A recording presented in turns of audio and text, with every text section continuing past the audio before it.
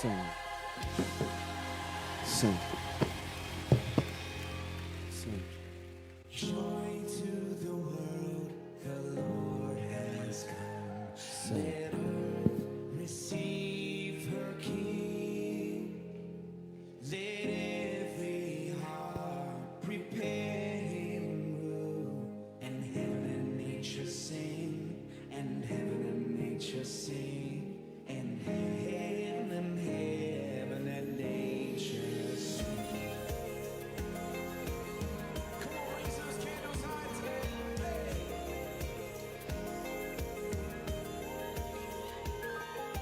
Joy to the world, the Savior reigns. Let men their songs employ, while fields and floods, rocks, hills, and plains repeat the sounding joy, repeat the sounding joy. Repeat the sounding joy.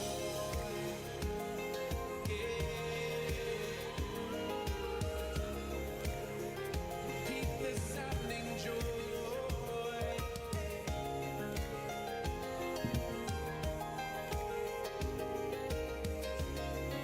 Let me hear you lift your voices. Sing along. He rules. He rules the world with truth and grace, and makes the nations prove the glories of his righteousness, and wonders of his love, and wonders of his love, and wonders of his love. The wonders of your love, the wonders of your love, yeah,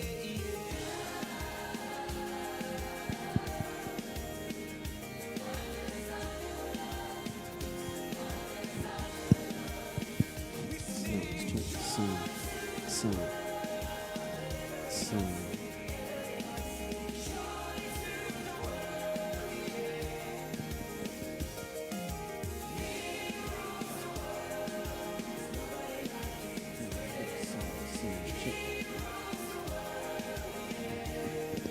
Sound check. Sound check like this.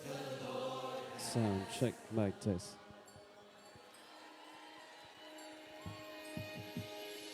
Can you feel it in the air? Joy is Sound check. everywhere, it's Christmas. Sound. Nakalagay po ako. Everything is shining bright. Oh, what a glorious night, it's Christmas.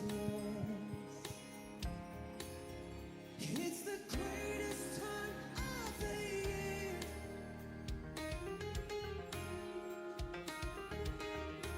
Oh, it's the greatest time of the year.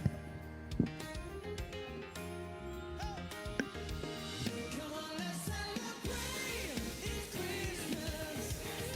So be of good cheer. Jesus is here. Come on, let's celebrate. It's Christmas. Sound. Sing.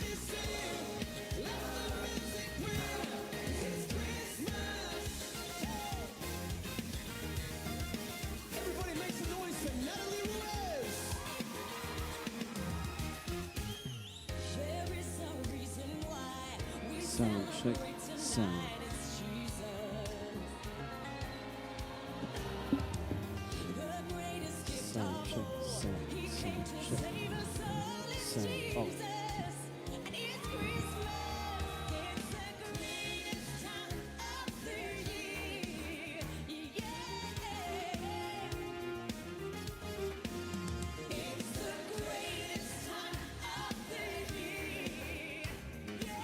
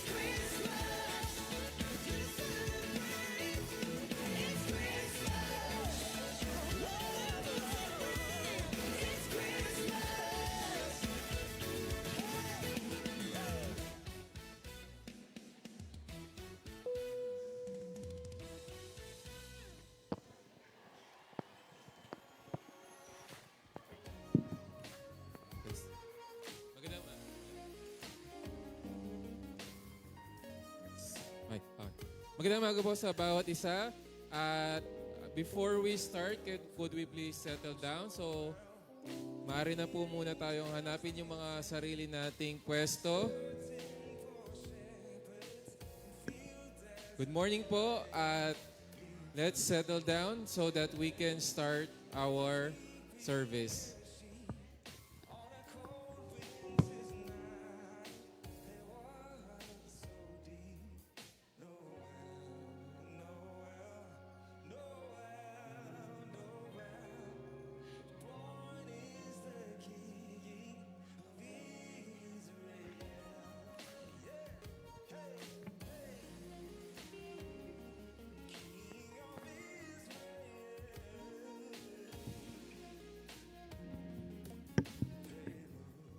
Magandang umaga po sa bawat isa.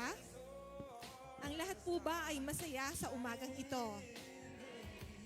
I will be reading some scripture from Luke chapter 2 for us to acknowledge yung yung unang kapanganakan ng sanggol na si Jesus.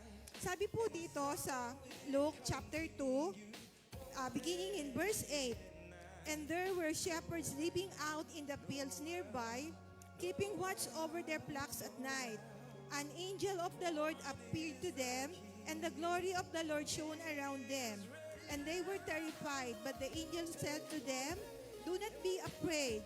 I bring you good news of great joy that will be for all the people. Today, in the town of David, a Savior has been born to you. He is Christ the Lord. This will be a sign to you. You will find a baby wrapped in a cloths and lying in a manger.'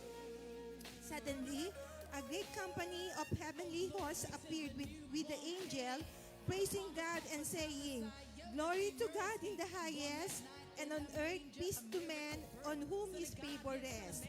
Sa umagang ito, tayo po ay nagagalak dahil ang isinilang ang sanggol noong unang panahon, at hindi lamang iyon, ang bawat isa ay nakasumpong ng kaligtasan, ng kapayapaan, at ng masaganang biyaya dahil ang sanggol na si Jesus ay isinilang. Purihin natin ang Panginoon sa umagang ito. Ang Diyos ay mabuti. As we acknowledge His presence this morning, let us pause for a moment of prayer. Lord, nagpapasalamat po kami sa umagang ito. Salamat dakilang Diyos dahil sa nung unang panahon na kung saan ang mga anghel ay nagpakita sa mga shepherds at ang dala Panginoon ay ang magandang balita. At ang sabi ay huwag silang matakot sapagkat ang hatid nila ay kapayapaan. Sa umagang ito, Panginoon, as we acknowledge your presence this morning, we do believe that your peace is within us. Ang kapayapaan na hatid mo ay nararamdaman namin. Ang mga pagpapala sa aming buhay ay napakasagana. Ang kaligtasan na hatid mo sa aming lahat ay tunay na naranasan ng bawat isa. Kaya sa umagang ito, Panginoon, Ikaw ay aming sasambahin, Ikaw ay aming pupurihin, ang pangalan mo ang aming itataas sa iyong trono sapagkat Ikaw ay karapat-dapat na purihan. Ikaw ay karapat-dapat na sambahin. Ikaw ay karapat-dapat kang handugan ng aming buhay, ng buong lakas namin sapagkat Ikaw ay kumikilos sa aming kalagitnaan. Ito ang aming panalangin sa pangalan po ng aming manunubos na si Jesus. Ang lahat po'y magsabi ng Amen.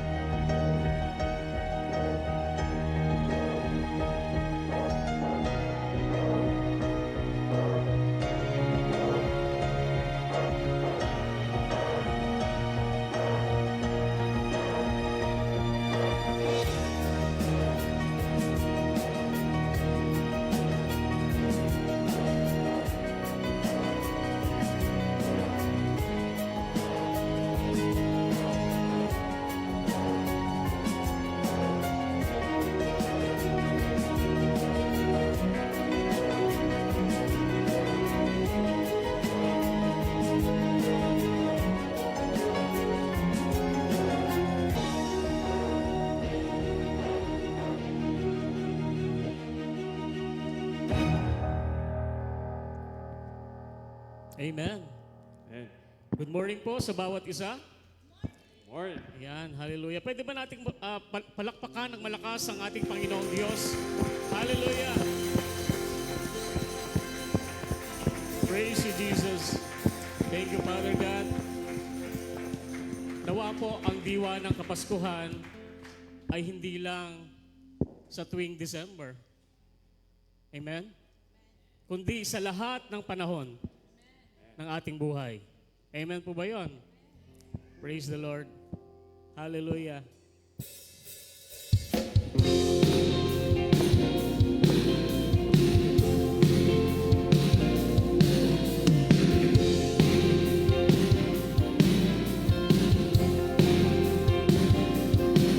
Sa lahat ng panahon, dapat papurihan, dapat pasalamatan ang ating Diyos. Sa lahat ng panahon, dapat nasambahin, luwalhatiin ang ngalan niya, Panginoong Jesus. Amen.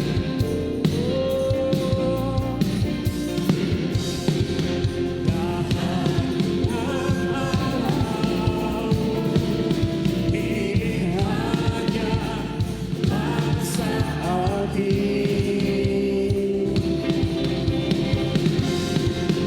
Mayroong saya, mayroong di kalungkutan. Araw na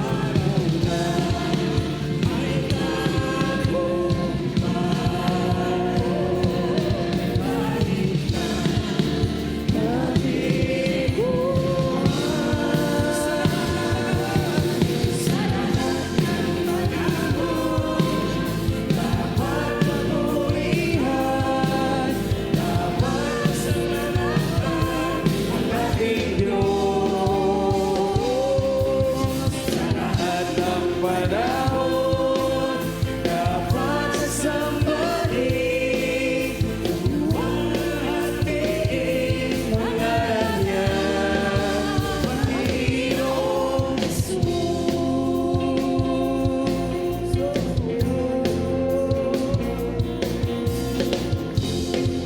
Lahat ng araw, inihan niya para sa atin.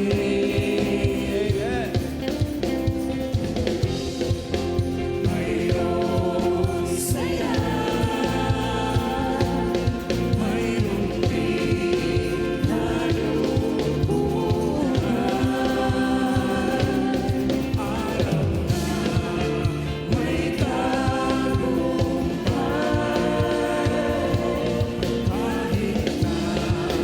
kahit na may sa lahat ng panahon, dapat papurihan, dapat pasalamatan ang ating Diyos.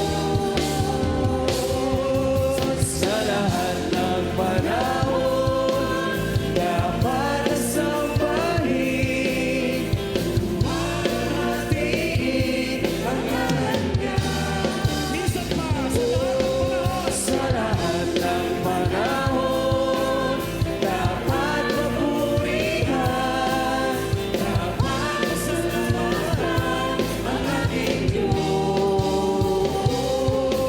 Sa lahat ng panahon, dapat nasambahin, luwalhatiin ang ngalan niya, Panginoong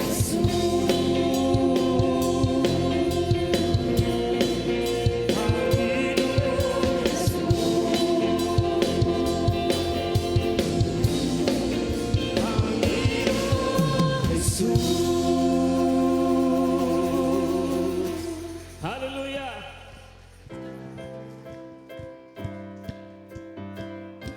Sige po, palakpakan po natin ating Panginoong Diyos.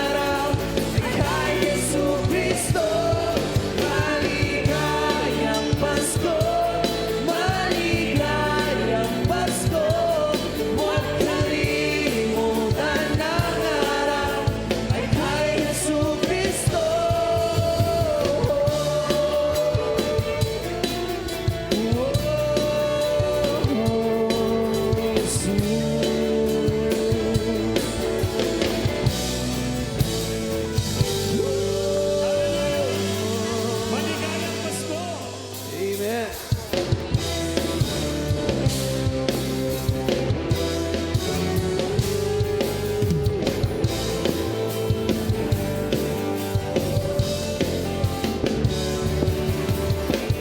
Pasko ay magpuri, ngayong Pasko ay sumamba. Ngayong Pasko ay magpuri, ngayong Pasko ay sumamba. Pasko ay mapuri, ngayong Pasko ay sumamba. Ngayong Pasko ay magpuri, ngayong Pasko ay sumamba. Purihin siya, awitan siya. Hallelujah, Hosanna. Ngayong Pasko ay magpuri, ngayong Pasko ay sumamba. Ngayong Pasko ay magpuri, ngayong Pasko ay sumamba. Purihin siya, awitan siya. Hallelujah, Hosanna. Karapat dapat purihin, karapat dapat dakinain, karapat dapat sambahin. Ngayong Pasko ay napuri, ngayong Pasko ay sumamba. Ngayong Pasko ay magpuri, ngayong Pasko ay sumamba. Purihin siya, awitan siya. Hallelujah, Hosanna. Dapat purihin, karapat dapat dakinain, karapat dapat sambahin.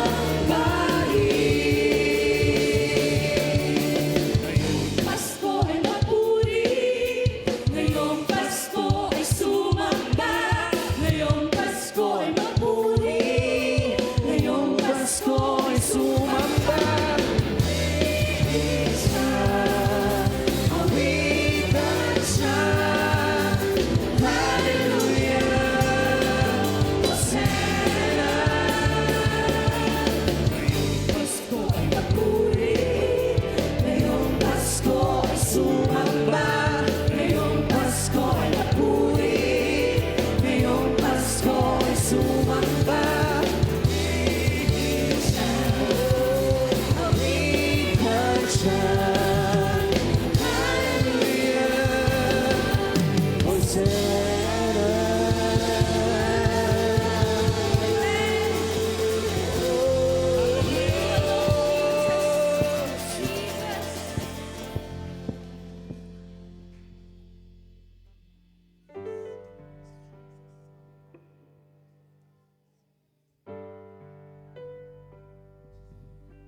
Purihin ka, Panginoong Hesus.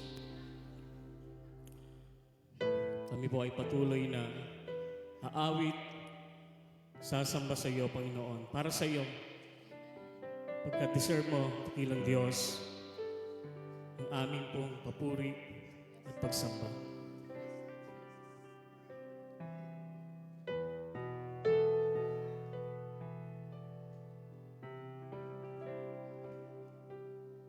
Bawat oras, walang hanggan, pagpupugay ang inaalay ng mga anghel at nilikha. Isang tinig ng malugod pagsamba. Bawat oras, bawat oras, walang hanggan, pagpupugay ang inaalay ng mga anghel at nilikha. Isang tinig ng malugod ng pagsamba.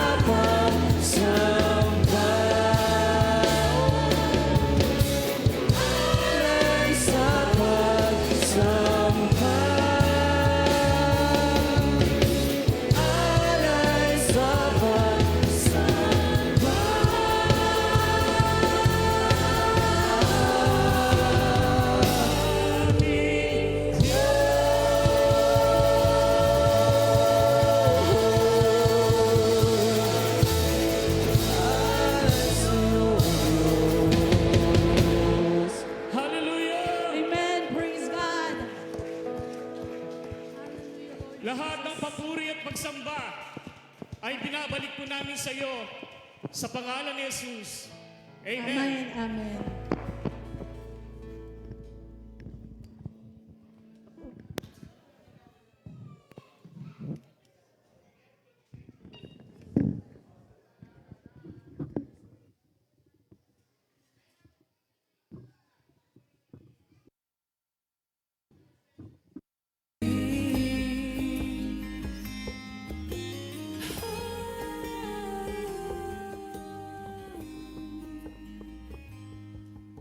Silent night, holy night, shepherds quake at the sight, glory stream from heaven. Sa maganda at mapagpalang umaga po sa bawat isa. Hello po. Kala ko So sabi ho, tol, hindi pati ho tayo, alam natin ho ito, no? Na ang araw ng Pasko raw po ay araw ng bigayan. Bilang mga mananampalataya po, hindi lang po sa mga ganitong okasyon tayo nagbibigay, no? At alam naman ho natin na kung sino po yung unang nagbigay. Ayan. Yan ho ay walang iba kundi ang ating Panginoong Diyos. No? Ibinigay niya, sabi nga ho ng banal na kasulatan, hindi niya ipinagkait ang kanyang bugtong na anak. Bagkus ibinigay niya ito para sa atin. Kaya ibibigay din ho niya ang ating pangangailangan, kasama niya ang kanyang anak.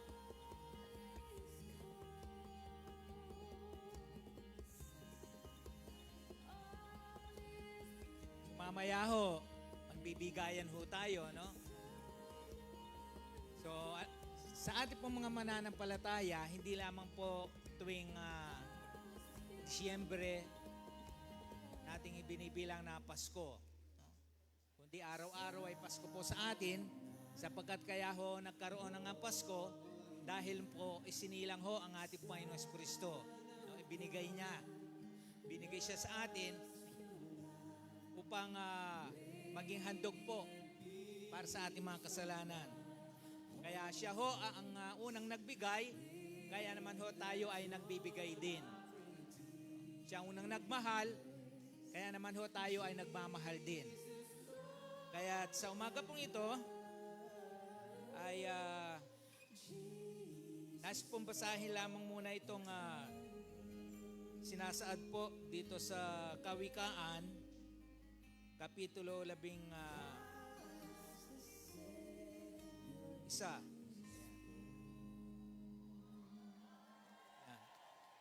At sa talatang 24 po. Sabi po, ang taong mapagbigay ay lalong yumayaman. Ngunit naghihirap yung tikom na mga kamay. So ang ating pong Panginoong Diyos, hindi niya itinikom ang kanyang kamay para hindi ho niya ibigay ang kanyang kaisa-isang anak na si Jesucristo.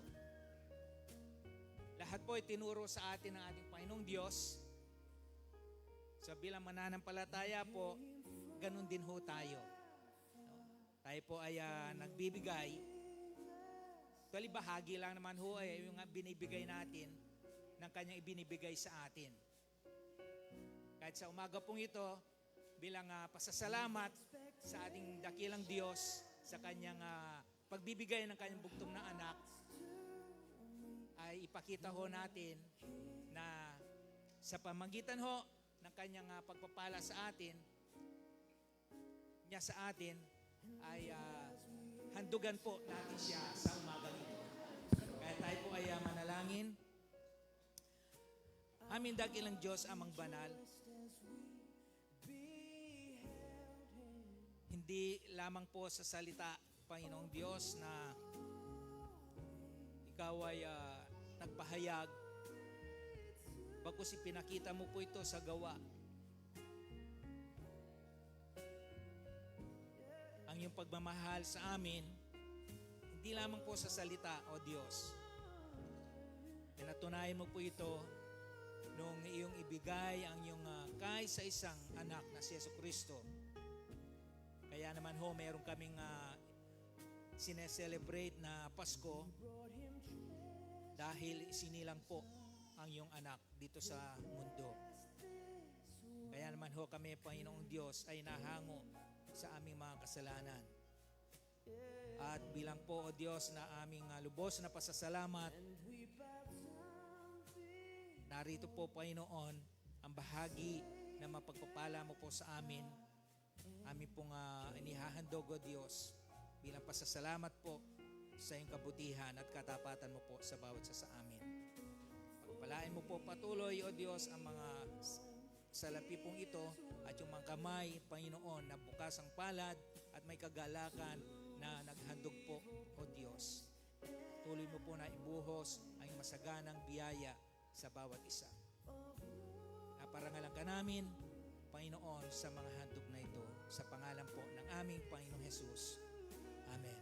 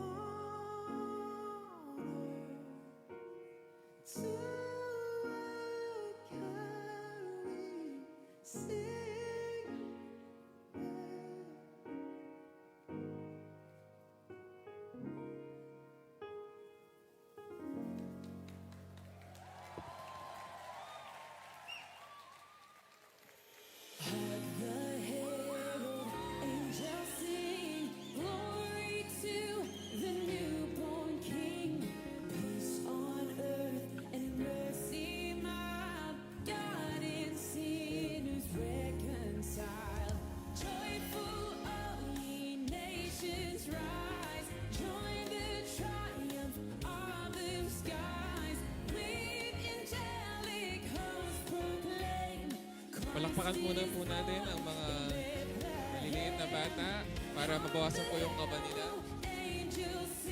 So, 1 year po nilang i-practice ito, no? Ito po ay ang mga little dance natin. At sila po ay turuan nila teachers, John and Ivy. So, pray po ang Diyos sa buhay ng mga batang ito at sa mga guro na naggagamay sa kanila. Muli po, palakpakan po natin sila.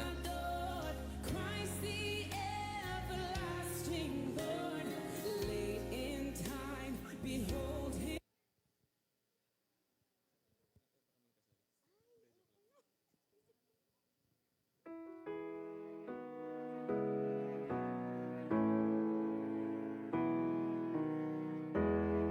When I'm overwhelmed within from the weight of all my sin, I need a friend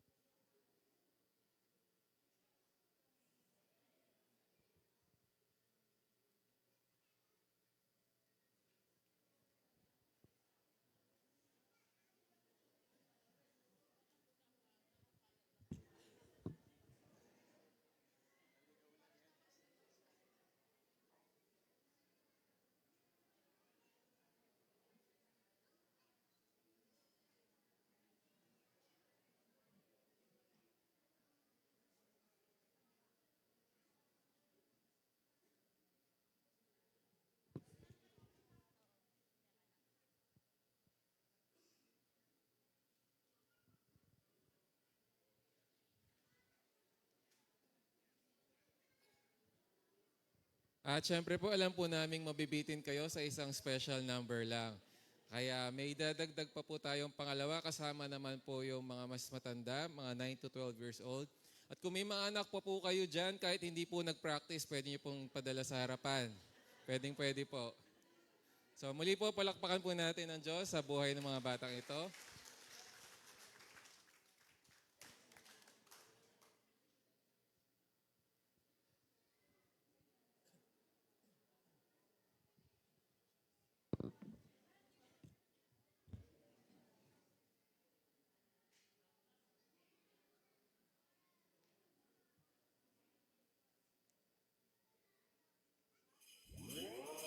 We're gonna dance, lift our hands, celebrate it's Christmas. Light up the world, Jesus is born.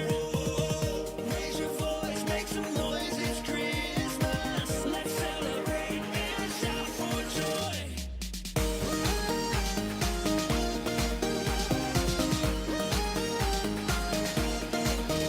There's a reason why we sing and why we celebrate. It's Christmas time, yeah, it's Christmas time. It's the season that He's given us a gift so great. It's Christmas time, yeah, it's Christmas time. He's the light of the world, come down to us. From heaven now everyone sing. We're gonna dance, lift our hands, celebrate it's Christmas. Light up the world, Jesus is born. Raise your voice, make some noise, it's Christmas. Let's celebrate and shout for joy.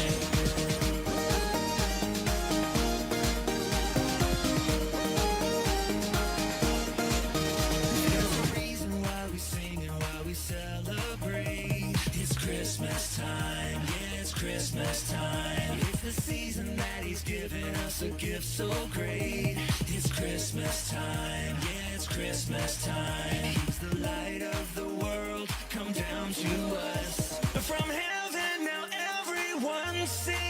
We're gonna dance, lift our hands, celebrate it's Christmas. Light up the world, Jesus is born.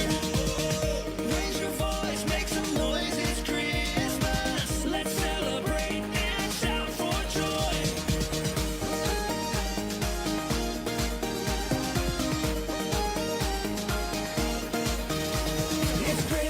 It's Christmas, everybody sing with us. Yeah, throw your hands up in the air and shout for joy. Yeah, throw your hands up. It's Christmas, everybody sing with us. Yeah, throw your hands up in the air and shout for joy.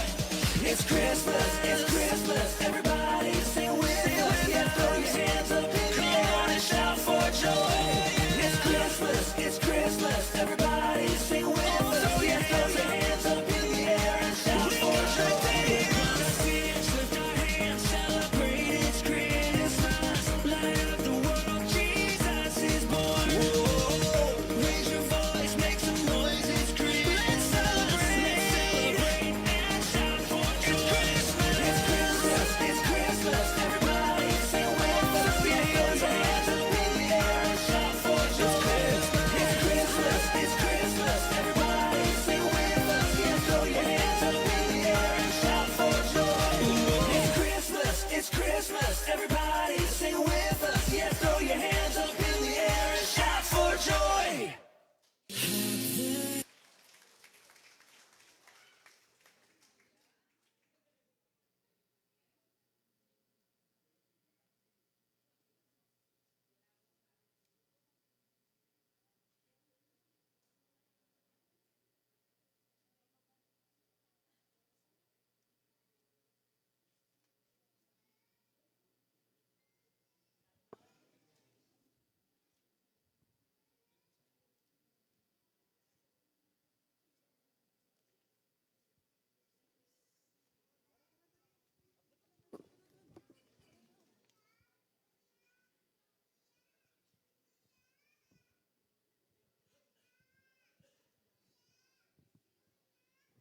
Purihin po ang Diyos sa mga bata at talentong kanyang pinagkaloob.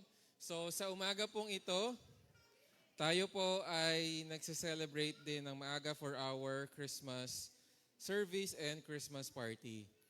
But before that, maaga na rin po nating i-announce For next month, next year po, January 23, meron po tayong worship night. Gaganapin po ito dito sa church from 3 p.m.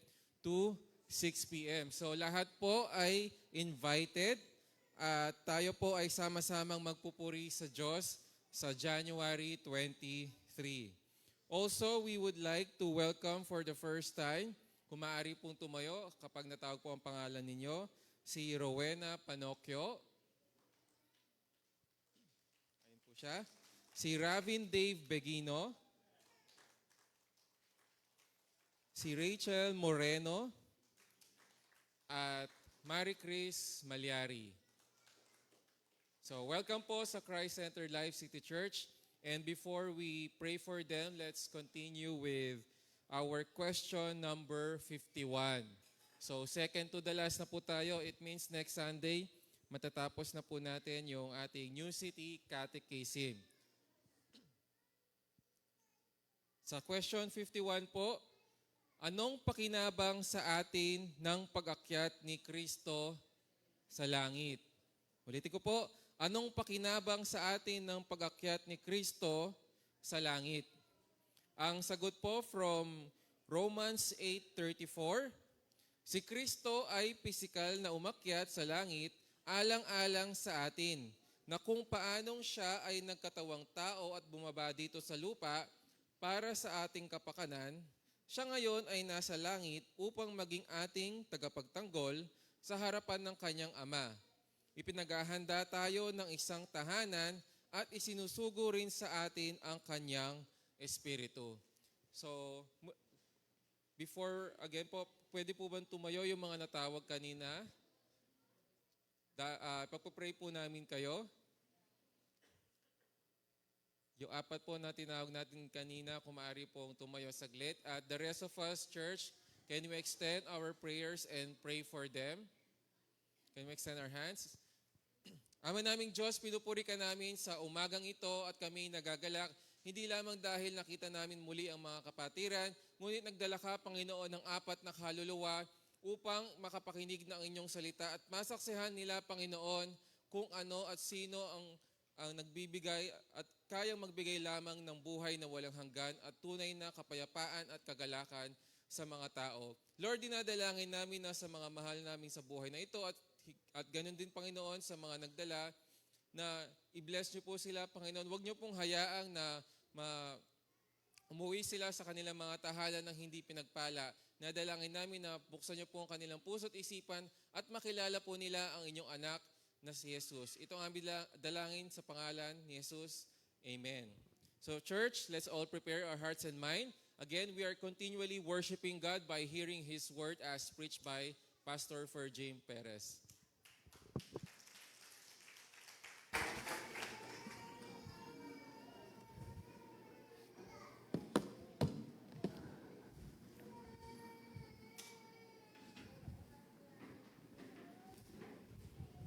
Amen. Pasko po ngayon, hindi Biyernes Santo. Ang mukha niyo mukhang na Biyernes Santo. Ano? Merry Christmas po sa inyong lahat. Masaya po ba kayo?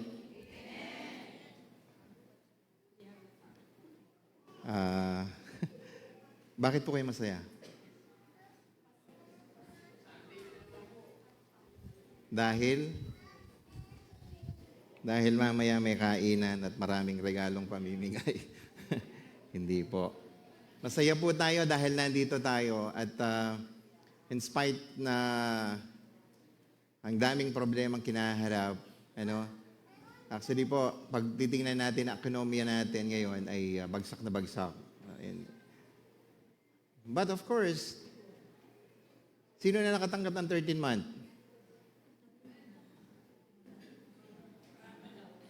Wala pa? Wala pa nakatanggap ng bonus or 13-month? Ha? Wala pa po? Oh, buti pa sila meron. Mamaya po, yung bigay tayo 13. Friday the 13th. Amen. Sige po. Actually po, nagkakaroon tayo ng series of study about Matthew. Ano? So, ang gagawin po natin ngayon, dahil Kapaskuhan, but we will going to stay in the book of Matthew. Pero babalik po ako dun sa chapter 2. Okay lang po ba yan? It's supposed to be taking up chapter 17 po dapat. Pero balikan po natin yung chapter 2. Actually po, na-share ko na ito sa inyo, ano? But now I would like to put it back at ano ba yung lesson na makukuha natin ngayong Kapaskuhan na ito. Sige po, makipagbasa po kayo sa akin. Kung may Bible po kayo, ano? After Jesus was born in Bethlehem in Judea during the time of King Herod, Magi from the east came to Jerusalem and asked, "Where is the one who has been born King of the Jews? We saw his star when it rose and have come to worship him." When King Herod heard this, he was disturbed, and all Jerusalem with him. When he had called together all the people's chief priests and teacher of the law, he asked them where the Messiah was to be born. In Bethlehem in Judea, they replied, "For this is what the prophet has written. But you, Bethlehem, in the land of Judah, are by no means these the rules of Judah. For out of you will come a ruler who will shepherd my people Israel." Then Herod called the Magi secretly and found out from them the exact time the star had appeared. He sent them to Bethlehem and said, "Go and search carefully for the child.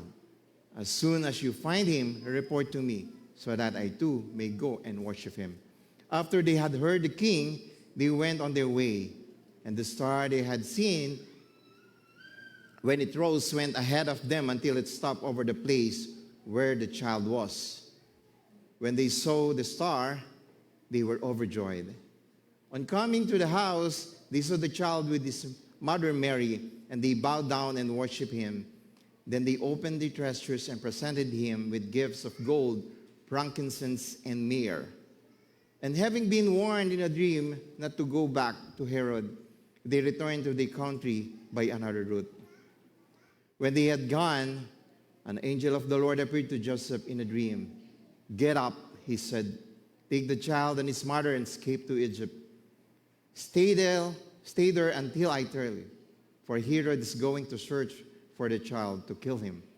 So he got up, took the child and his mother during the night, and left for Egypt, where he stayed until the death of Herod. And so was fulfilled what the Lord had said through the prophet, "Out of Egypt I called my son." When Herod realized that he had been outwitted by the Magi, he was furious, and he gave orders to kill all the boys in Bethlehem and its vicinity who were 2 years old and under, in accordance with the time he had learned from the Magi. Then what was said through the prophet Jeremiah was fulfilled. "A voice is heard in Ramah, weeping and great mourning, Rachel weeping for her children and refusing to be comforted because they are no more." After Herod died, an angel of the Lord appeared in dream to Joseph in Egypt and said, "Get up, take the child and his mother and go to the land of Israel, for those who were trying to take the child are dead." So he got up, took the child and his mother, and went to the land of Israel. But when he heard that Archelaus was reigning in Judea in the place of her father Herod, he was afraid to go there. Having been warned in a dream, he withdrew to the district of Galilee, and he went and lived in a town called Nazareth. So was fulfilled what was said through the prophets, that he would be called a Nazarene. Father God, muli po ay nagpapasalamat kami sa araw na ito, Lord God. Because Lord, sa araw na ito ang pasimula, Panginoon, ng araw that you would like to take us, O Lord God, with you as a son and daughters, O Lord. At Lord, dahil sa aming mga kasalanan, Panginoon, ikaw ay naparito upang kami, Lord, ay kunit at akuhin ang aming mga kasalanan. Salamat, Lord, sa araw na ito, sa aming pagdiriwang ng iyong birth, O Lord God, ng iyong kapanganakan. Lord, gamitin niyo po ako bilang inyong mensahero at ang inyong pangalan ng may taas. And I pray also to all our brethren here and watching, O Lord, online, na kayo po ang magbigay sa kanila ng karunungan and open mind, Lord, upang ang aming pag-aaralan na inyong salita ay lalo naming maintindihan. Pinupuri ka namin, pinapasalamatan, O God. In Jesus' mighty name we pray. Amen. Ano po ang experience nyo during your childhood? Ano yung pagkakaalam nyo about Pasko? Pasko na nagsasabit ng medyas? Ako po, experience ko is, when I said Christmas, we always focus, kanino? Kay Santa Claus. Bakit napunta kay Santa Claus? Dahil po dun sa gift giving. At alam niyo po ba, sa tagal ng panahon, we were deceived dun sa gift giving na yon. Hindi po masama ang magbigay. Wala po akong sinasabi na masama ang magbigay. Kaya lang po, dapat ang Pasko ay nakasentro sa ating Panginoong Jesucristo. Amen po? Pero alam niyo po ba, kapag may pinapanganak, anong feeling? Anong feeling kapag nakita niyo? Lalo na po sa mga tatay. Anong feeling nung makita mo ang anak mo for the first time? Anong ulam mo sasabihin? Ay, kamukha ko. Kahit hindi mo kamukha. Ayan, sasabihin mo, tatay na ako. Ano? Yun po yung sinasabi niyo. Alam niyo po ako, nung una ko makita yung anak ko, si Ate Bon o si Francine, hindi pa nilalagay yung pangalan niya kasi I waited in the nursery. At ang wife ko kasi, hindi ko alam, dumaan pala sa likod ko, tinatawag niya, tatay. Sabi niya, wala siyang boses. Pero pagkakita ko pa lang po kay Ate Bon, ganyan na siya kalaki. Ay, no joke po. Hindi ako nagbibiro. Nung pinanganak po yung anak ko, ganyan na po siya kalaki. Pero hindi po ganyang literal ngayon. Hindi siya kasya dun sa baby. Kasi yung ngayon po kasi tinatawag, parang basket. Yung maliit na kuna which is made of glass or fiberglass na nakikita mo yung baby. Pagkakita ko kasi, yung paa niya at saka yung sa ulo niya, sagad. So ang sabi ko, anak ko yan. Yun po yung kasiyahan. No? At ang buong family nagse-celebrate na merong bagong panganak. Amen? Sino na po yung na-experience nun? Di ba ang saya, ang sarap na makita mo yung anak mo na bagong luwal at namumutok-mutok pa para siyang Michelin o kaya longganisa? Ang daming hiwa-hiwang ganun. Nakakatuwa po, di ba? At ang buong pamilya, nagsasaya. Pero, dito po sa pag-aaralan natin, Because ang title ko po dito is Guided by God, Lessons from the Early Life of Jesus. Yung buhay po ng ating Panginoong Jesucristo, it's not the same experience that we have experienced na ngayon. Nung ipinanganak siya, ang daming balakid, ang daming hirap na dinanas. Alam niyo po ba yon? Ang daming hirap na dinanas. Can you imagine?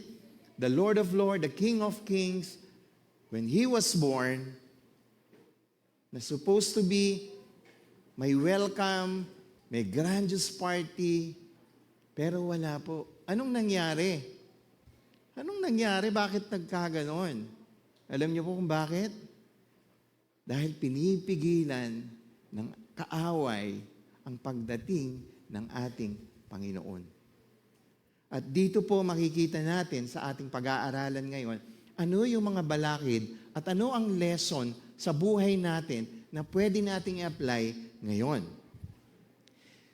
Matthew chapter 2 focuses on the early life of Jesus Christ, emphasizing the key events that fulfill Dito po kasi, ang pagdating ng ating Panginoong Yesus, ang kanyang kapanganakan ay na-prophesy niya during the Old Testament. Kaya nga po yung mga tao na ayaw maniwala that Jesus Christ has been there in the Old Testament at nababanggit na siya, ay nandun na po siya dun sa Old Testament. The Old Testament prophecies and set the stage for His entire future ministry. So kung hindi po natuloy ang kapanganakan ng ating Panginoong Yesus, nasaan na tayo ngayon? But, of course, hindi po pwede yon. Hindi hahayaan ng ating Panginoon yon. At marami po na, dahil po ito ay mga prophecy, I will give you some 3 prophecies po na sa Old Testament na pwede nyo isulat yan. Then you can read it pagdating nyo po sa bahay. Unang-una po, born of a virgin. You can find it in Isaiah 7:14. Ang prophecy po din, therefore, the Lord Himself will give a sign, the virgin will conceive and give birth to a son and will call him Emmanuel. So ito po yung na-fulfill. Ipinanganak at ang naging nanay niya si Virgin Mary. Sa birth in Bethlehem, si Prophet Micah po, makikita niya sa chapter 5 verse 2. Sabi dito, but you, Bethlehem, Ephrathah, though you are small, among the clans of Judah, out of you will come for me, and who will be ruler over Israel, whose origins are from old and from ancient times. These prophecies are seen and fulfilled in Jesus' birth in Bethlehem, which is, ito po yung pag-aaralan natin, which is in Matthew chapter 2. At yung isa po rito is yung lineage from David, which is coming from Jeremiah. The days, Jeremiah 23, 5, 6. They are coming, declares the Lord, when I will raise up David, a righteous branch, a king who will reign wisely and do what is just and right in the hand. Jesus is often referred to as the son of David. Di po ba? Lagi sinasabi, son of David. Indicating his lineage is coming from who? King David. So ito lang po yung mga iilan na prophecy in the Old Testament na na-fulfill nung ipinanganak po ang ating Panginoong Jesucristo. Meron po akong 4 na points dito, no, na major points.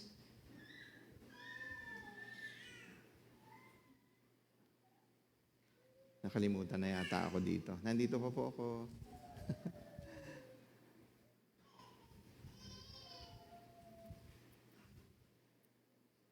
Meron po tayong 4 points na pag-aaralan. Unang-una po rito is, teka, bago ako magtuloy, okay lang po ba kayo? Kasi mukhang naninigas kayo sa lamig eh. Okay lang po ba yung temperature? Ako, giniginaw ako dito. Saglit. Tinutukan ako ng electric fan. 3 na yung suot ko, giniginaw pa ako. Okay lang po kayo? Actually, mas maganda po, palakas pa natin yung aircon. Kasi pag sobrang lamig daw, hindi ka aantukin. Sige po. Can I request ng sa DG para...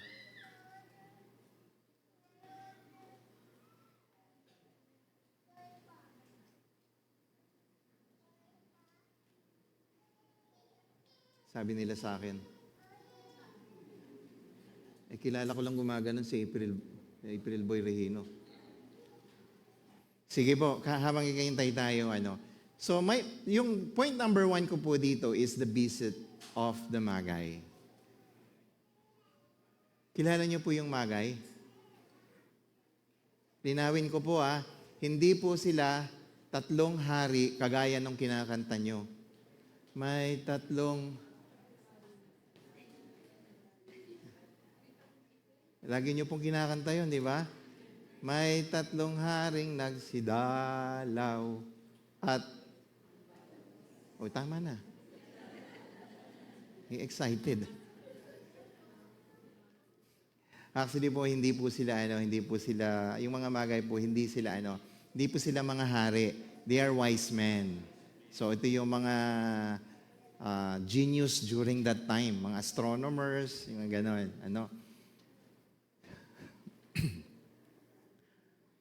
Pasensya na po kayo, ha?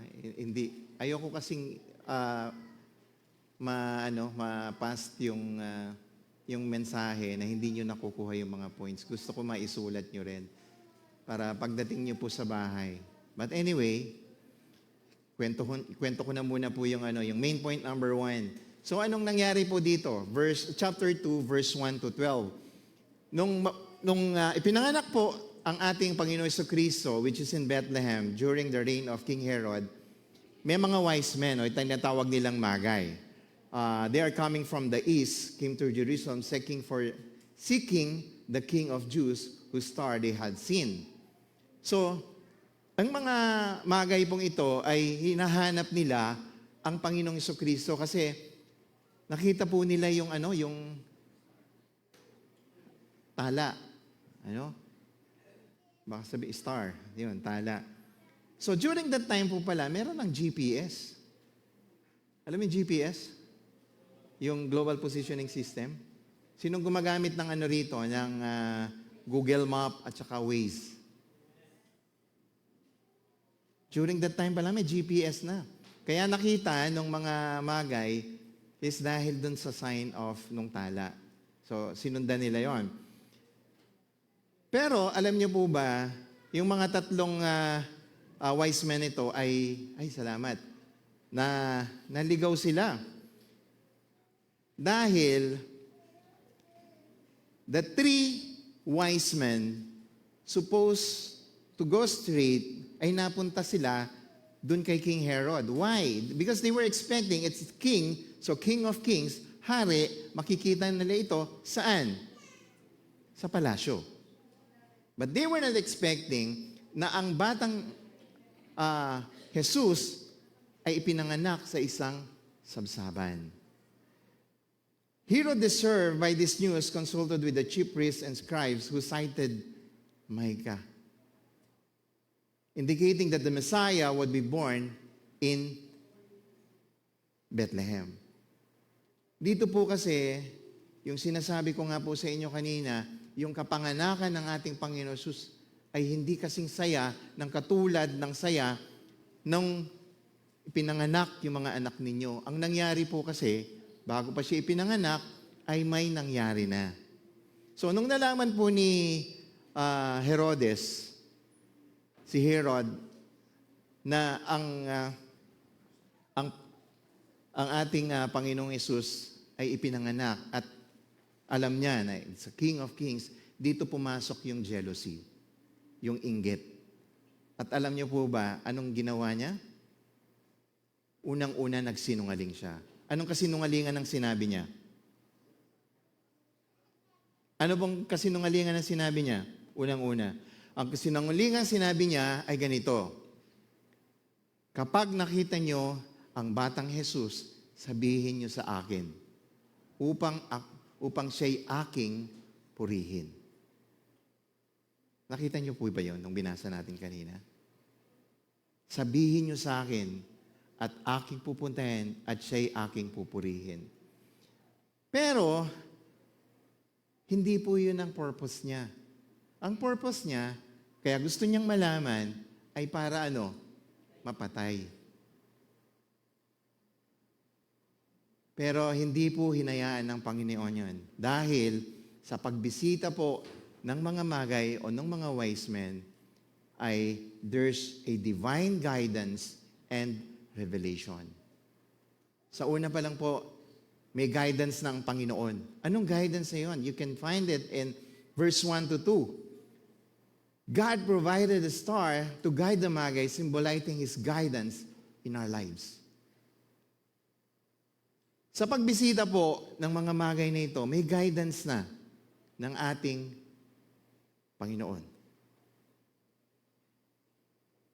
Sa atin po sa buhay natin, we have to seek and follow God's direction sa buhay natin. Kagaya po nito. kagaya po ng sinabi ko sa inyo kanina, tingnan natin ano ang magiging lesson sa buhay natin ngayong Kapaskuhan. Hindi lamang po yung it's Christmas, it's gift-giving, aguinaldo, Noche Buena, may mga simbang gabi pa. Let's set aside those things first. Let's focus kung anong lesson at anong gustong ipahayag sa atin yung chapter 2 ng Matthew. Unang-una po, there's a divine guidance and revelation. Kagaya po ng ginawa ng Panginoon na ibinigay ang star na to guide the Magi. Pangalawa po, worship and adoration. In verse 11, the Magi offered gold, frankincense, myrrh. It's symbolizing different aspect of Jesus' identity and mission. Ito po yung kingship, divinity, and sacrifice. Ulitin ko po, ano yung mga regalo ng tatlong wise men? Ginto, gold. Pangalawa, frankincense. Pangatlo, myrrh. Tanong ko, alam niyo po ba yung regalong yon? Alam niyo kung ano yung regalong yon? Alam ko yung una, alam niyo. Pag sinabing gold, ano yon? Frankincense, ano yon?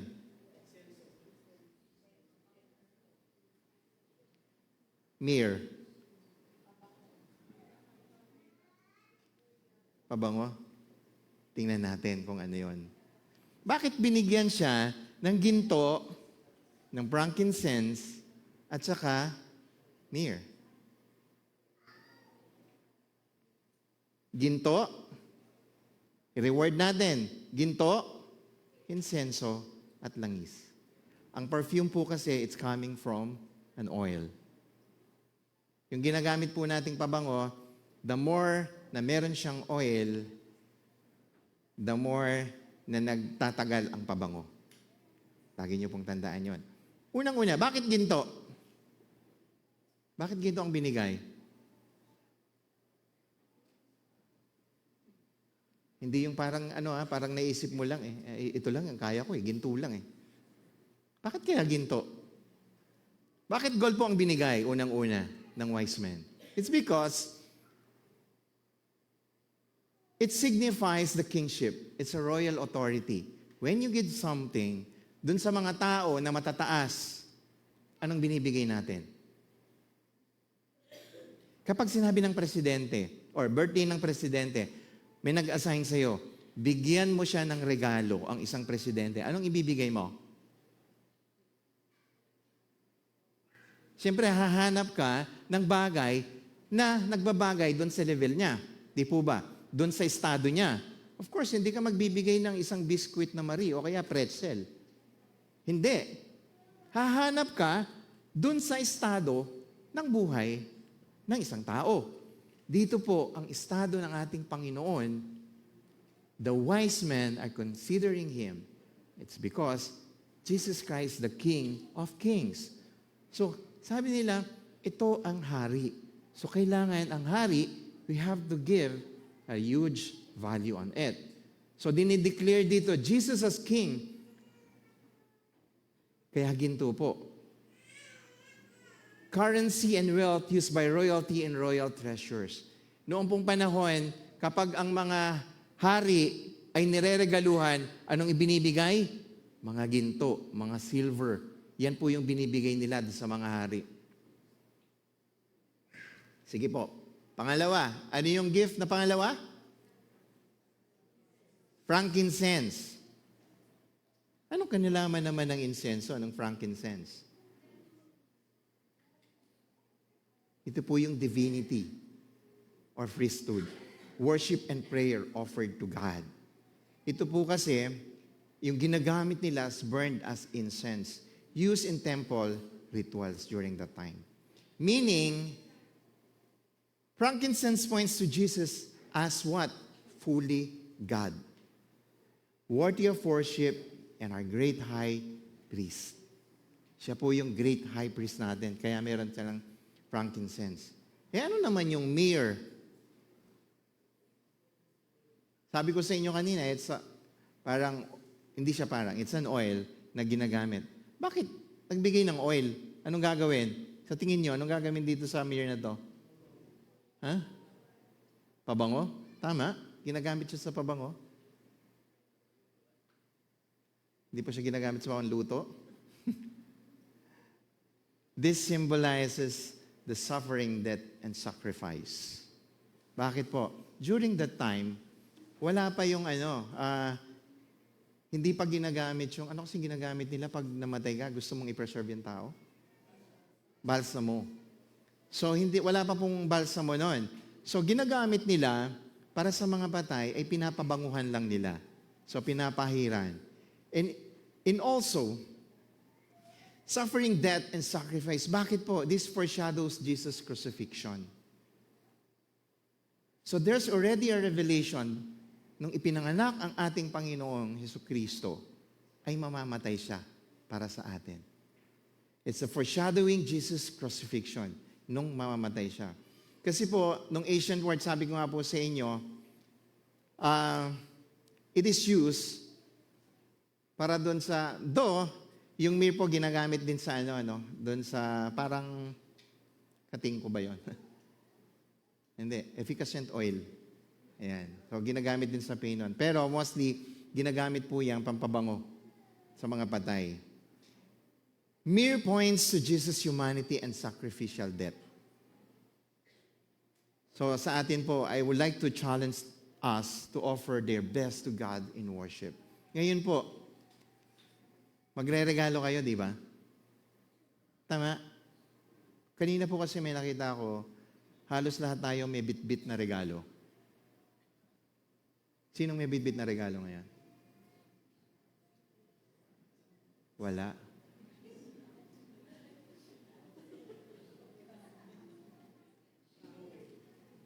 Wala. Parang inasa nyo na lang lahat. Alam ko na bakit wala. Lahat kayo inisip nyo pag alis ng bahay, mamaya pagdating sa church, magre-regalo sa akin. Hindi nyo alam yung katabi nyo, ganun din ang iniisip. So lahat kayo nagkasabay-sabay ang isip, may magre-regalo sa akin. Amen? Pero kidding aside po, mamaya may magre-regalo sa inyo. Totoo po yan. Di po ba, Pastora? Di ba, Pastor JB? Di ba, Pastor Romel? Di ba, Pastor Eric? Di ba, Pastor Rene? Oh, lahat po ng pastor, maliban sa akin, pumila kayo sa kanila mamaya. Dati po kasi si Pastor Chito, uupo dito, lahat pipila, nagbibigay yan. At least po ngayon, marami na yung mga pastor na bibigay. Uupo po sila dyan.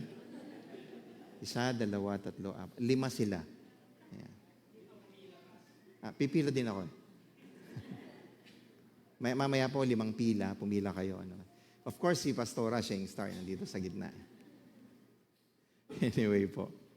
I would like to challenge believers to offer their best to God in worship.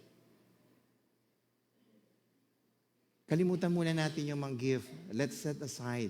And this Christmas, what can you give? What can you give this Christmas? Kagaya po ng binigay ng wise men na to.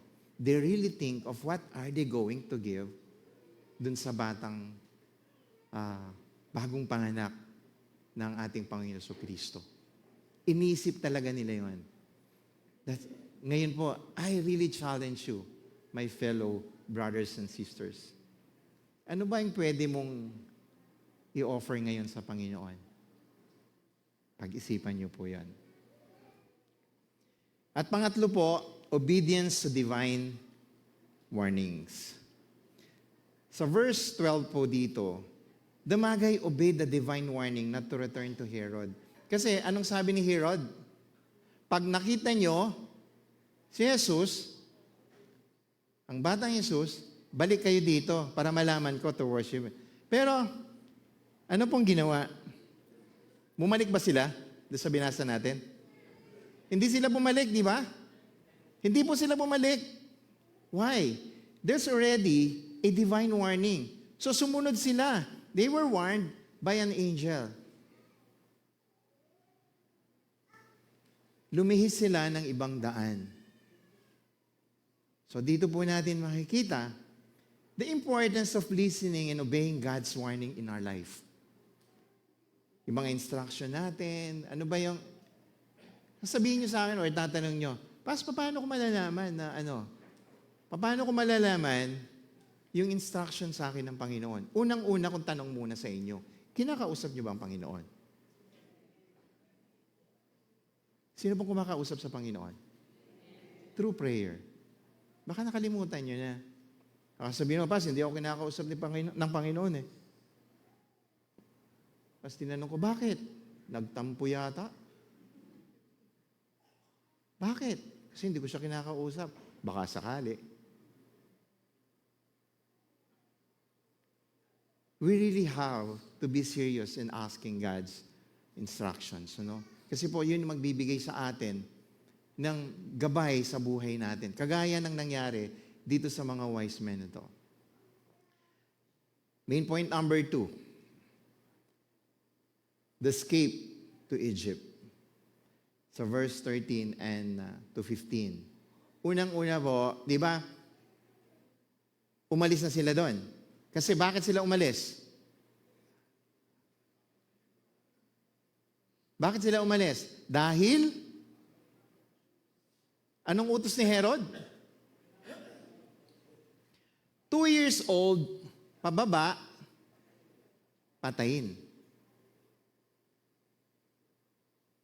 2 taon, pababa, patayin. Parang hirap, Masakit talaga. Pero alam niyo po ba,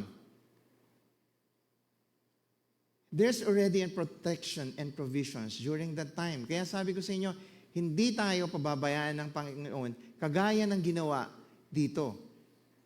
The escape to Egypt. There's a protection and provisions. God protected Jesus and his family by instructing Joseph to flee to Egypt. Pinaalis sila doon. Pinapunta sila sa Ehipto. Assures the congregation of God's protective care and encourage them. Yung protection po sa atin ng Panginoon, minsan nakakalimutan natin. Pag nandun na tayo dun sa bingit ng problema, kung kayo ang nandito sa sitwasyon ng pamilyang ito, si Mary, si Joseph, at yung batang Jesus, ano kaya gagawin nyo?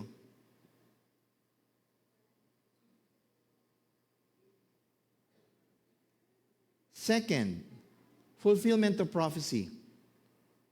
The move to Egypt fulfilled the prophecy in Hosea.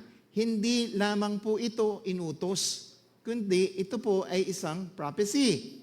Sa Hosea chapter 11 verse 1, when Israel was a child, I loved him, and out of Egypt I called my son.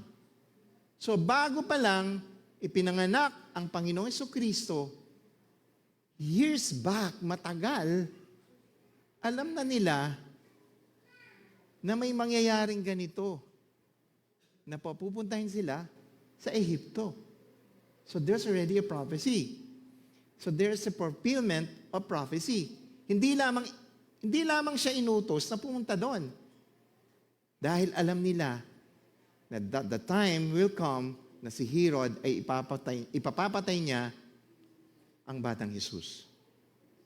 And of course, number 3, there's an obedience and faith. Yung pagsunod. Joseph's immediate obedience to God's direction. Hindi na siya nagpatumpik-tumpik. Hindi na yung, bukas na lang, sa makalawa na lang. Ugali po kasi natin yun eh. What we call the manana habit. Sabi ni Brother Bob, sa mga Kagyawan group, every Friday. Tama ba, Brother Bob? Friday, Sabi ni Brother Bob, may Bible study po tayo ngayon. 6 o'clock. Kina Sister Tita. Tinext na ngayon ni Brother Bob yan, lahat. Ang tinext niya, 20. Dumating, 2.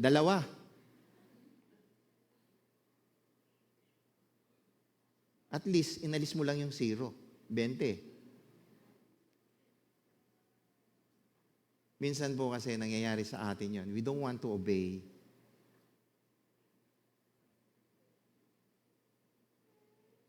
To practice immediate and unquestioning faith in response to God's leading.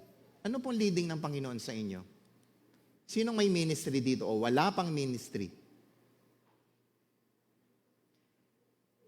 Nung ano po namin, nung annual planning ng mga pastor at saka ng mga deacons,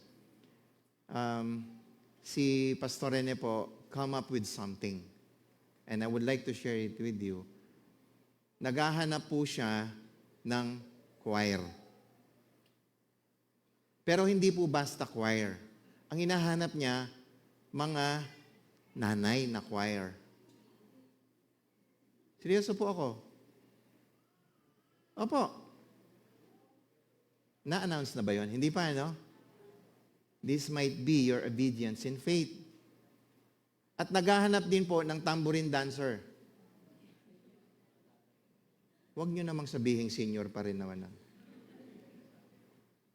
Naghahanap pa rin po ng mga tambourine dancer. And of course, kailangan din nanay pa rin. Pero hindi po nililimit doon yung edad. Whether you are 25 years old or 65 years old, you are welcome. It might be your obedience in faith.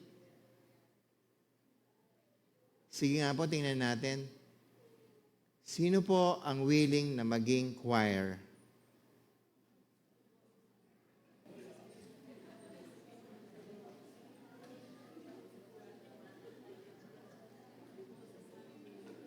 Ulitin natin. Sino bang gusto maging choir? Amen. Nag-i-inquire pa lang ako. Hindi ko sinabing okay na. Ito malupit. Sinong gustong maging tambourine dancer? Oh, yes. Sa mga senior po.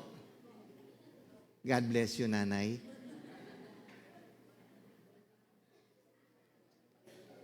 Alam niyo po, ginagawa niyong katatawanan, yung mga ganito. But, there's obedience in faith in doing that. Pag kayo po naging choir dito, there's a sacrifice. At pag sumayaw ka dito, there's a sacrifice. O, tingnan niyo, no? Sinabi ko, pinagtaas ko kayo ng kamay. Mamaya po, yung mga nanay, inopen po sa women's ministry, ang sabi nila, there will be a special number for women's ministry. Diba? Kahapon, ang dumating, 6.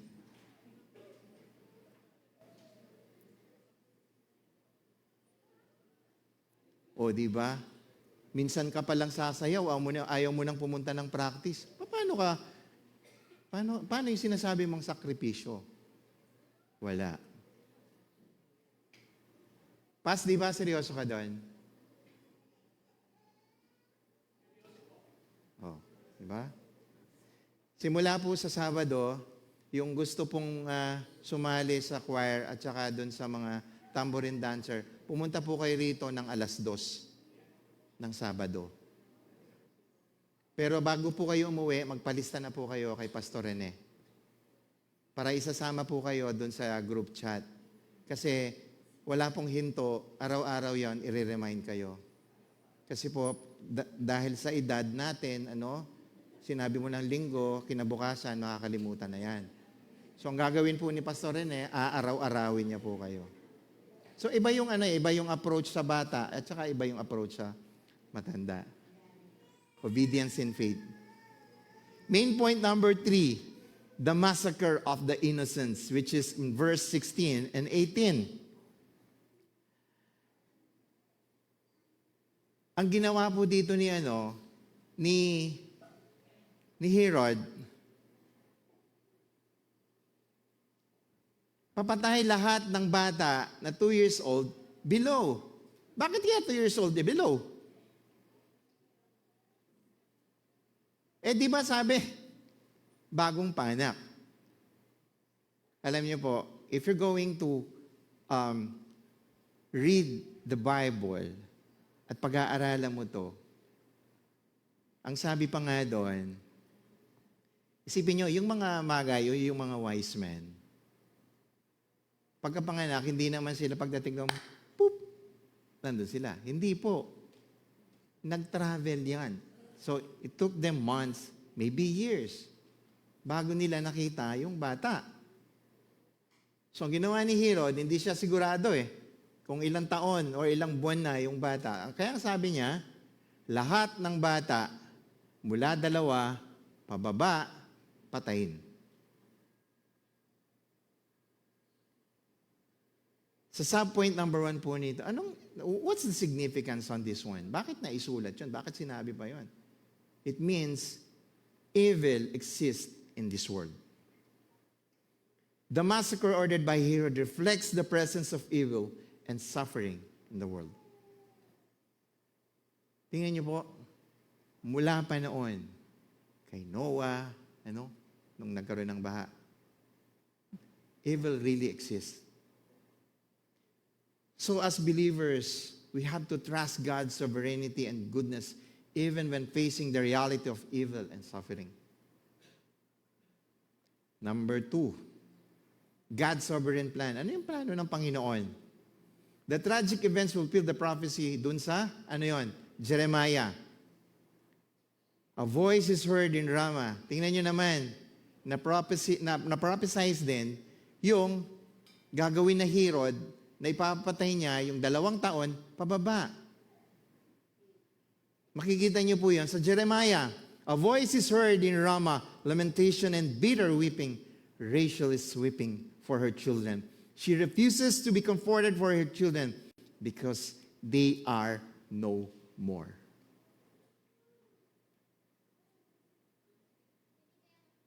Sa Old Testament po, na-prophesy na yung pagpatay ng mga bata rito. And number 3, compassion and mourning. Sa verse 18 po, Rachel's weeping highlights the importance of compassion. To show empathy and support to those who are suffering and grieving. Sa atin po, So, I encourage you all, ngayong pong Pasko, hindi po lahat tayo masaya. Minsan, pag may nabalitaan kang namatay, before Christmas, ano usually mo sinasabi? Paminabot Pasko. Hindi pa siya umabot ng Pasko. So these are the people na malulungkot at dumarating ang Pasko. Sasabihin mo, kalimutan mo muna ang problema, Pasko naman. So encourage you, my brothers and sisters. Let's comfort those who are in suffering. At ito po, my last point, the return to Nazareth, which you can find in verse 19 to 23. Ang Panginoon po rito, continue to guide Joseph through dreams. May divine direction na po ang Panginoon na ibinigay kay Joseph. Dahil dun sa subpoint number 2 ko, ito po lamang ay fulfilling yung plano ng Panginoon. Settling in Nazareth fulfilled prophetic word showing Jesus would be called Nazarene. Bakit tinawag ng Nazareno si Jesus Christ? Hindi po yung Black Nazarene sa Quiapo. Tinawag po ang ating Panginoon sa Kristo, Nazarene, dahil doon sila nagsettle in Nazareth. Ang tanong doon, bakit Nazareth? Alam niyo po ba kung nasaan ang Nazareth? Nasa north of Judea and Samaria. At ito po ay napakaliit na lugar. At hindi lamang ito, ang Nazareth ay kilala sa lugar na kung saan, halimbawa, ay magulo. Hindi lang magulo, ang mga tao dito ay magugulang. Walang pera. Kapag nagsabi ka po ng isang lugar, na-identify mo, or nag-isang bagay, na-identify mo yung isang lugar. Tama po? Magbigay tayo ng example. Pag sinabi mong sisig, Batangas? Pag sinabi mong sisig, identify mo as Pampanga. Pag sinabi mong kumot, balisong, mayabang. Uy, hindi lahat naman. Sobra naman kayo. Kapampangan ako. Kuripot. Uy, sakit nyo naman magsalita. Hindi po. Na-identify lang sila. Alam niyo po ba bakit sila tinatawag ng mayabang ang mga Kapampangan? Bago niyo husgahan ang mga Kapampangan ng mayabang, may pinagmulan yan. Dahil nung panahon ni Magsaysay, ang Pampanga ay number 1 na nagpo-produce ng palay. So ang sabi nila, mayabang na naman tayo. Kasi, ang mayabang kasi, parang pinagmamalaki mo na na meron kang ganito na wala sila. Pinagmamayabang mo. Pinagmamalaki mo actually. Meron nga po akong nabasa, which is also, bakit daw naging mayabang ang Kapampangan. Hindi ko po pinagtatanggol ang sarili ko, pero ganun na rin po yun. Hayaan yung ipagtanggol ko ang sarili ko. Bakit tinawag kaming mayabang? Alam niyo po bakit kami mayabang? Kami po dito sa Pampanga, wala daw tayong beach. Tama? Wala kaming pinagmamalaking falls.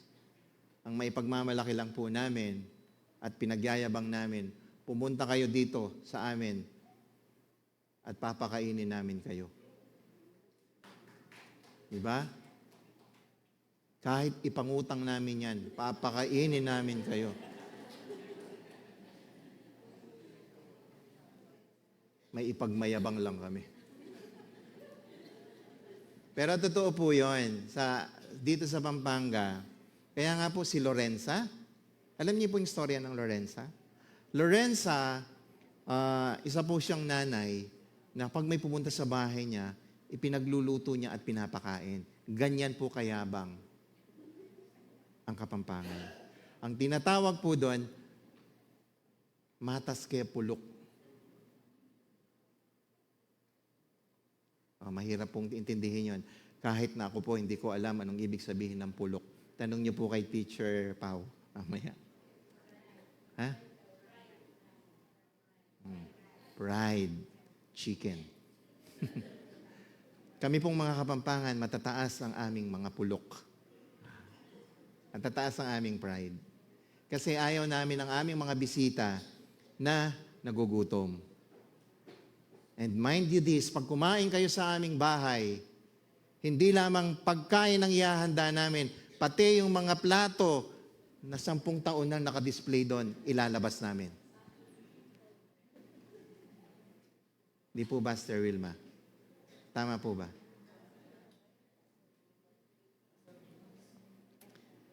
Anyway, ba't napunta tayo doon? Actually, sinasabi ko lang po dito, kapag may sinabi kang isang bagay na identify mo, which is Nazarene. Kapag sinabi mong mahirap, Nazarene. Magulo, Nazarene. Nazareth. Bakit doon? Hindi naman po siya, hindi naman siya kung titingnan mo, socially looked down upon, ito po yung, ang tingin nila sa Nazareth, socially, they are down. Insignificant, poor, uneducated. Ganun po yung tingin nila dun sa mga sa taga Nazareth. This attitude is captured. Makikita niyo po yan sa John chapter 1, verse 16. Tapos, number 2, religious suspicion. Galilee, including Nazareth, had a strong Gentile, non-Jewish influence. Bakit? Hindi ba, Jew? Bakit napunta Jew sa mas maraming Gentile? It was viewed by Judeans as spiritual compromise, was open marked by religious elites in Jerusalem. So sinasabi nila lagi, unclean ang mga Nazarene. Pangatlo, they are politically tense region. But hindi naman po sila dangerous.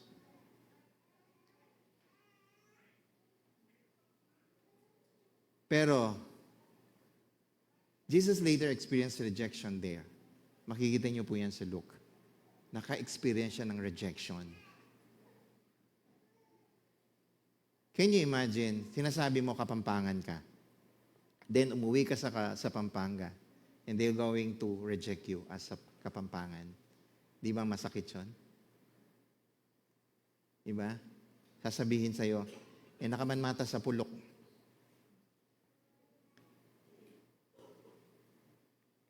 At dito po ako magtatapos. Kinat ko na po kasi siya. Oras na. Main points, lagi po nating tandaan. There's a divine guidance, worship, obedience, protection, and fulfillment of prophecy in God's sovereign. Kaya nga po sabi ko sa inyo kanina, yung kapanganakan ng ating Panginoon Kristo ay naprophesy na in the Old Testament. At yung mangyayari sa Kanya, yung pag-alis nila, yung pagpatay ni Herod sa mga 2 years old below, ay naprophesy na rin yan. So, hindi kagaya ng iniisip natin na nakamulatan natin ang kapanganakan ng ating Panginoong Kristo na nasa sabsaban, dumating yung wise men, nandun yung mga pastor, ang saya-saya, there's a Christmas carol, ay hindi pala siya ganun kasaya. Ang daming salimuot. Kasi po, yung kinalakihan ko, hindi naman sinabi sa akin. Hindi sinabi sa akin nung nagturo sa akin na umalis pala sila doon at kung saan-saan nila napunta. Hindi rin naman nasabi sa akin na hindi pala hari yung mga bumisita. At sinabi lang sa akin yung 3 regalo. Hindi ko naman alam bakit yung 3 regalong yun.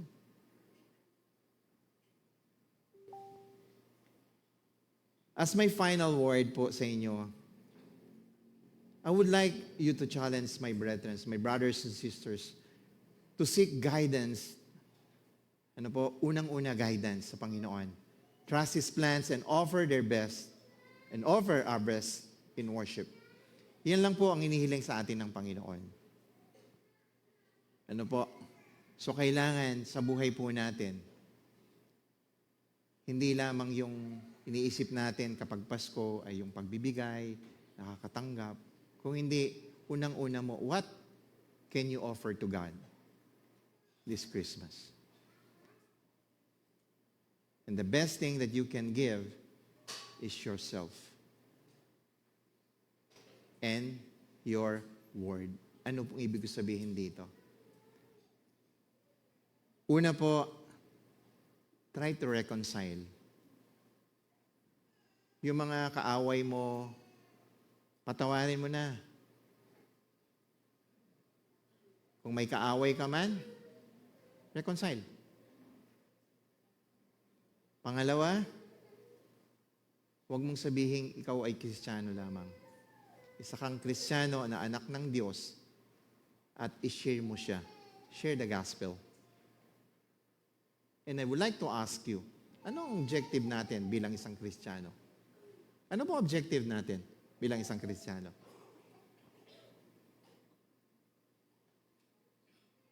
Sige nga po. Anong objective natin bilang isang Kristiyano? Anong gusto mong mangyari? Anong gusto mong gawin bilang isang Kristiyano? Anong gusto mong mangyari? Kasi I always ask somebody, tatanungin niya, pag nag-i-interview ako, kahit hindi ko pa siya tanungin, lagi niya sinasabi, I'm a Christian. Kristiyano saan?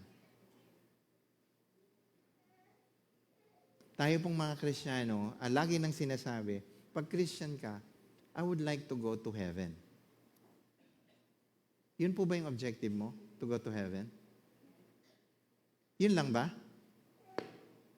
Yung totoo po. Yun lang ba? If your objective is just to go to heaven, wag po. Going to heaven is our destination and that's a consolation for us. Kapag sumunod ka, dapat ang objective natin ay sumunod sa ating Panginoong Jesucristo. To be Christ-like. Hindi lamang yung, gusto kong maging Kristiyano kasi gusto kong pumunta sa heaven. Tandaan natin, this is the only way. So be Christ-like. Sundan natin ang ating Panginoon. Yun ang kailangan nating gawin ngayong Kapaskuhan. At yun ang kailangan nating i-offer. Amen? Let's pray. Father God, maraming salamat po, Panginoon, sa ibinigay niyo sa amin na pagpapala, Panginoon. Lord, sa inyong ibinigay na mensahe sa amin, Panginoon, ay di lamang po kami dapat na maituon sa pagbibigay ng mga regalo, pagtanggap ng regalo, kundi, Panginoon, we would like to offer ourselves to you, to follow you, O Lord God. Lord, bigyan niyo kami ng katalinuhan, wisdom, O Lord God, na nanggagaling sa inyo on how to be an obedient in faith to you, Lord. Hindi lamang po yung kaisipan na gusto naming makapunta sa isang lugar na kung saan na kayo ang aming kasama, kundi gusto namin, Panginoon, ay ma-follow ka, masunod ka namin, Panginoon. Dahil ang mga susunod, O Lord God, ay kayo, Panginoon, ang magdadala dun sa lugar na yon.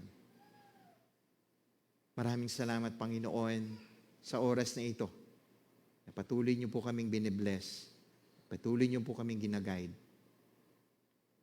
Pinupuri ka namin, O Lord God, sa oras na ito. At pinapasalamatan, O Lord God.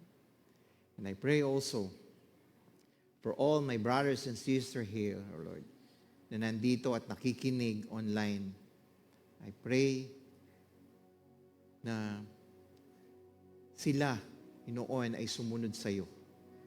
At hindi lamang pagsunod, kung hindi, Panginoon, ang inyong salita ay ma-share nila sa iba. At ito po ang aming nais dahil ito po ang inyong naisin din sa amin, O Lord God. Hindi po yung mga material na bagay sa aming buhay. Dahil ito po ay walang kabuluhan. Ito po'y nawawala, ito'y nabubulok, O Lord God. Pero ang inyong salita, ito ang regalo na hindi mawawala kailanman at hindi magmamaliw. Maraming salamat po, Panginoon.